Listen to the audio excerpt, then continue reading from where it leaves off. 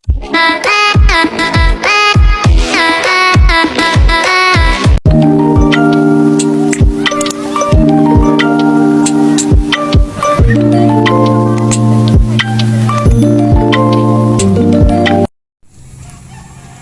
good morning sa lahat. Ayan, shout out sa aking mga kaibigan at mga friends dyan na laging sumusubaybay sa aking mga vlog. Ayan, andito tayo ngayon sa aking rooftop garden. Magpupunla po tayo ng, ayan, red lettuce. Ayan, napakaganda po niyan. Red na red po ang kanyang dahon. Ayan, wow. Dati nakapagtanim na po tayo ng red lettuce na napakaganda po ang nagiging resulta. Ngayon, ayan, magtatanim tayo ulit. Sana mabuhay po itong seeds na nabili ko.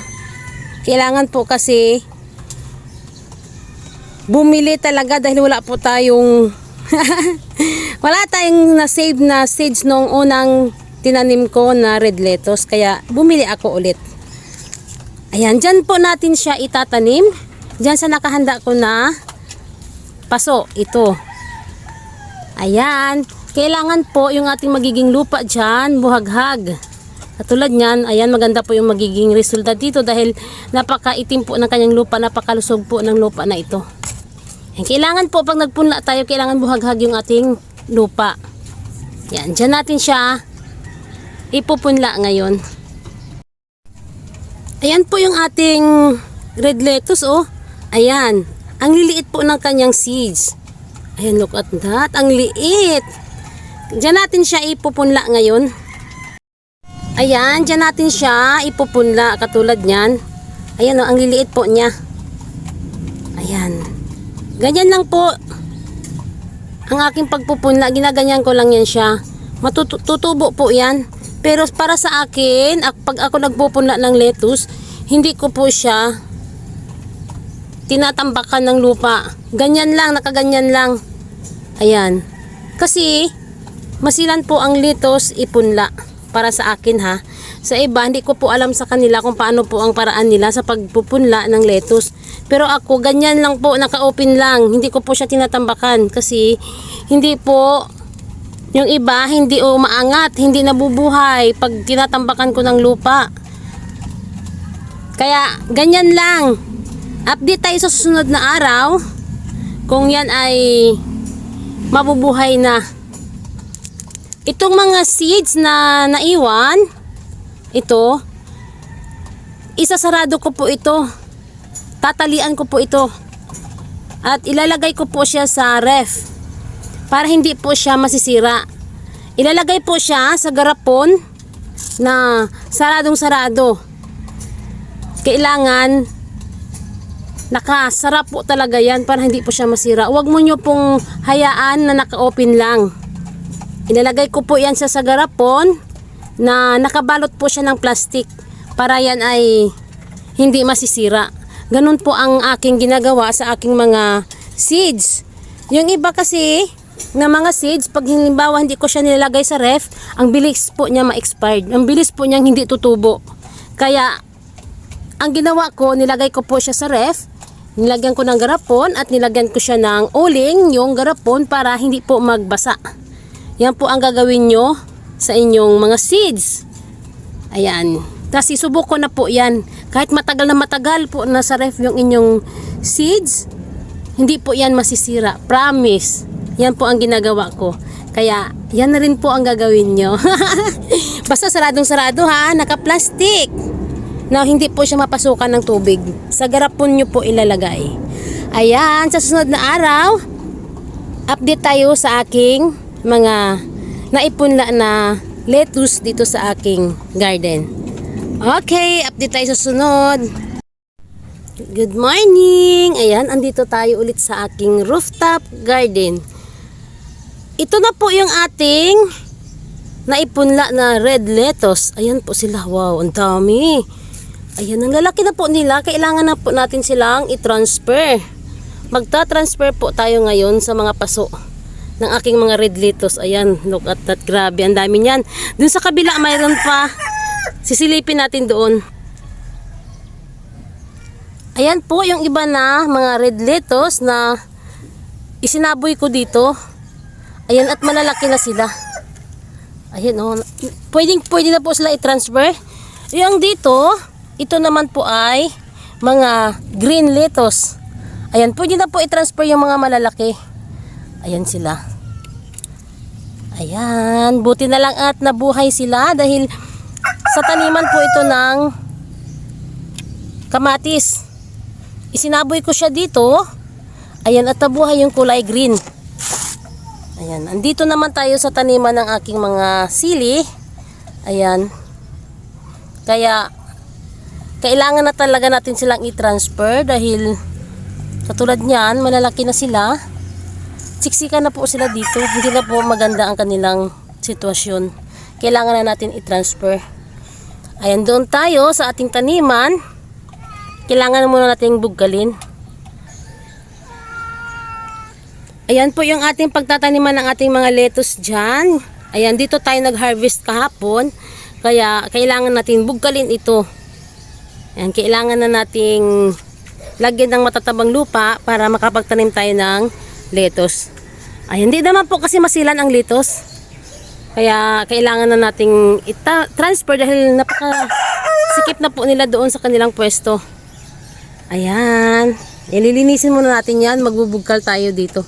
Ayan, dahil dito po yung mga nahuling hinarvestan. Kaya ayan. Okay, tayo yung magbubugkal muna ng ating mga lupa dito. Ayan po yung aking pangkalaykay, oh. Ayan, para magiging maganda po ang tubo ng ating. May mga compost na po na akong nilagay dito. Bali, pinahinga ko lang po yung lupa para magandang taniman. Tatanggalin muna natin yung mga damo. Ayan, ganyan lang. Ayan, ipulverize natin yung ating mga lupa para maganda po siyang taniman. Tulad yan, oh. Ayan, dahil ang lettuce po talaga, kailangan buhaghag ang kanyang magiging lupa. Wala po tayo sa hydroponic. Andito tayo sa lupa. Ayan, sa mga mahilig dyan.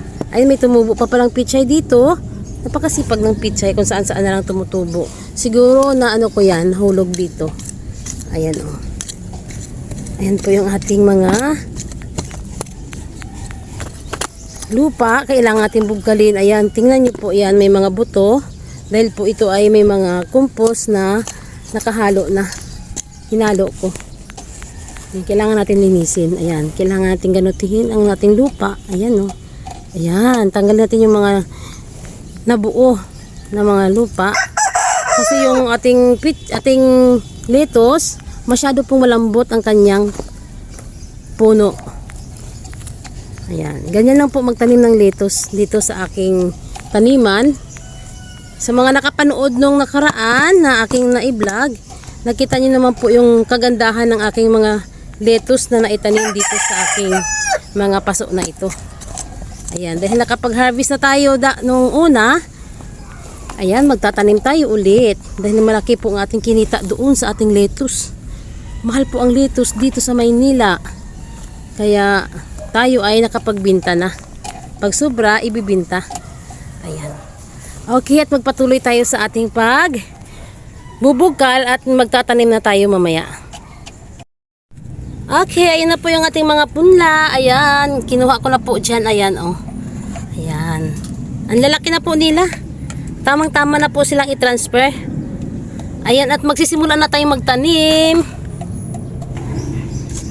Ayan, ang aking mga paso dyan. Ready na po sila taniman ng aking mga lettuce. Ayan, dito tayo magsisimula. Ganyan lang po yung aking pagtatanim dyan. Bali, buwaghag na po yung lupa. Magtusok tayo dyan. Ayan. Bali ganito, 6. Bali 6 po dito sa side na to. Ganyan. Yan. At ilalagay na natin siya. Yan. Tama lang po na maibaon yung ano niya, yung ugat. Ayan, oh. Maibaon lang po siya. Huwag siyang ibaon na ibaon dahil ang mga dahon niya ay masyadong masilan. Masilan po ang ating lettuce. Napakalambot po niya. Kaya ganyan lang. Ayan, ganyan lang. Ilabas nyo lang po yung mga nasa ibabaw, yung kanyang kalulot. Ayan, ganyan. Ayan, sa mga hindi pa nakapag-try magtanim ng lettuce, napakadali lang po itanim ang lettuce. At napakamahal po siyang ibinta. Maganda po talaga. Mabili po dito sa amin yung lettuce na kulay red.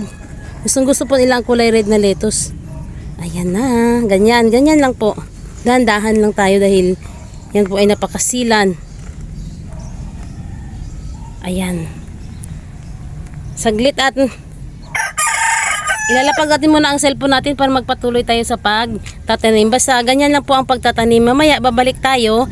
Papakita ko sa inyo yung ating nagawa na pagtatanim. Ayan, look at that, yung aking mga ginawa dito. Okay na po siya. Natapos ko na pong itanim ang ating lettuce. Ayan, nadiligan ko na po yan. Kaya medyo dumapa po sila dahil sa pagdilig ko. Pero bukas, yan ay babangon ulit. Dahil mainit na ngayon, kailangan na natin silang takpan. Ayan, natapos ko na po silang itanim hanggang dulo. Hanggang doon sa dulo yan.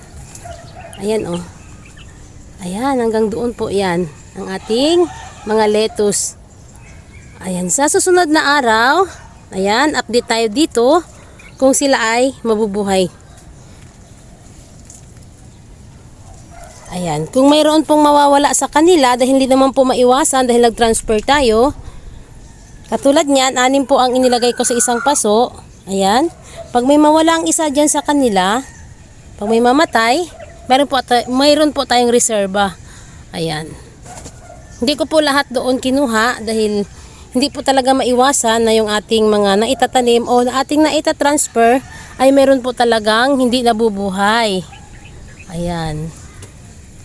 Kailangan po talaga pag nagpunla tayo, medyo madami ang ating ipunla para pag nag-transfer tayo at walang nabuhay na sa kanila na ibang na-transfer, namatay, mayroon tayong pampalit.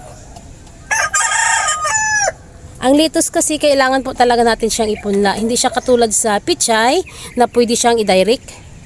Pero ang lettuce, dahil maliliit po talaga ang mga seeds ng lettuce, kaya kailangan natin silang ipunla. Ayan, sa mga mami at daddy dyan na gustong magtanim ng lettuce sa ganito, sa mga lupa lang, ayan, ganito lang po ang aking ginagawa. Ayan.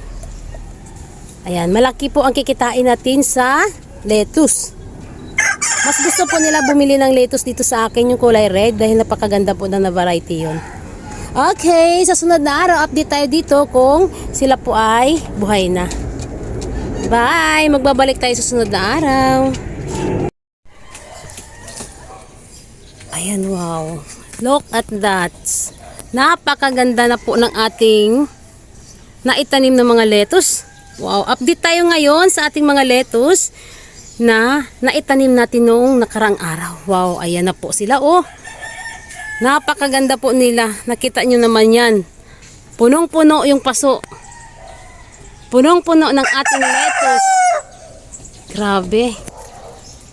Ayan, batang-bata pa po yung ating lettuce. Pero nakita nyo po, napakaganda po ng kanyang mga dahon. Oh, grabe. Ito po yung ating lettuce na mga red lettuce. Grabe, napakaganda. Look at that. Ayan, dito po sa side na to, dito po yung ating naitanim na mga red lettuce. Ayan, ito po sila. Doon sa kabilang side naman ay green lettuce po doon. Ayan, sisilipin natin doon kung kamusta na kaya ang kalagayan ng ating mga green na lettuce. Ito po yung ating mga red. Ayan, silipin natin muna. Wow, na wow. Wow na wow. Talaga makakasabi ka ng wow dahil punong-puno po siya sa paso. Grabe oh. Ayan, fresh na fresh po yung ating mga lettuce. Ayan, di ba? Ayan, kahit nakapaso po tayo, ayan, pwedeng-pwede po tayo magtanim ng lettuce sa mga ganitong paso. Ayan, kita nyo yan, napakaganda nila, di ba? Ayan, ang ating lettuce na organic lang. Organic lang po ang ating lettuce. Wala tayong mga chemical na inilalagay dito. At mga compost lang po ang ating mga pataba dito. Wala tayong mga spray. Hindi po tayo gumagamit ng ganon.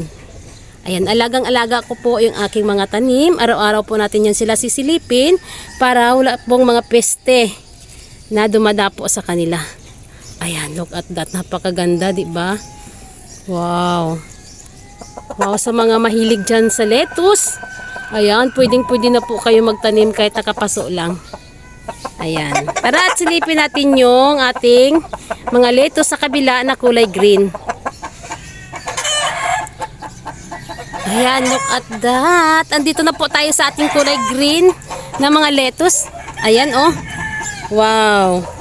Ang bilis na rin po nilang lumaki. Nakikisabay din sila lumaki sa ating mga red na lettuce. Ay, napakaganda po ng dahon ng ating green, oh. Diba? Dalawang variety po yung ating mga lettuce dito. Ayan yung aking mga manok. Nag-iingay po dun. Napakaingay po dahil may nag-aaway ng mga pusa. Ayan, silipin natin dito ang ating mga lettuce.